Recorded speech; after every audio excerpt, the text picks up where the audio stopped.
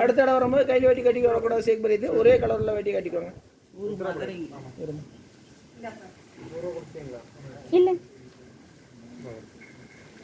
உங்கள் பேர் சொல்லுங்கம்மா. பொடி பையனுக்கு வந்துருக்கு. உங்கள் பேர் என்ன?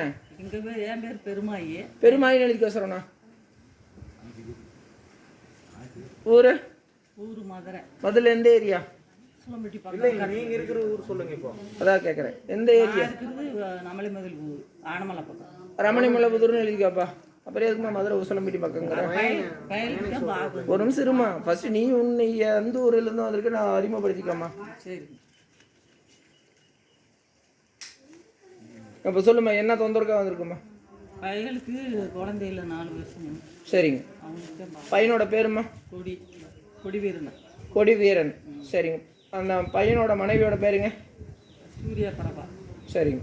உங்களுக்கு திருமணமாக எத்தனை வருஷம் ஆச்சுங்க?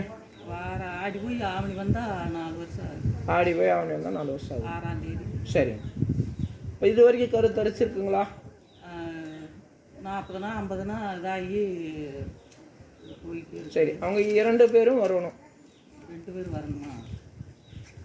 வந்து மந்திரிக்கணும். 2 பேருமே 7 தடவை வரணும். நீங்கள் அது இல்லாமல் 3 தடவை, இன்னைக்கு இல்லாமல் 3 தடவை நீங்கள் வந்து மந்திரிச்சு அவங்களுக்காக கேட்கணும்.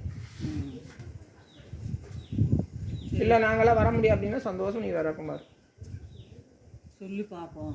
கடை இருக்கிறதுனால பிள்ளை மருமக வந்தால் போதுமா? 2 பேரும் வரணும்.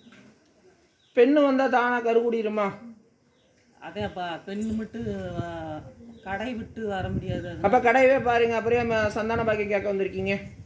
சரி அப்பா, அதான் மருமக வந்தால் போதுமா சாமி? பெண்ணு மட்டும் வந்தால் கருகுடிருமா? 2 பேரும் வர, நீங்கள் வரன்னு சொல்லி. ஆண் இல்லாமல் பெண்ணு மட்டும். அப்போ டெஸ்ட் பேரண்ட் பார்த்துக்கிறீங்களா? சரி வர சொல்கிறேன். சரிம்மா, 100 ரூபா மட்டும் கொடுத்துருமா.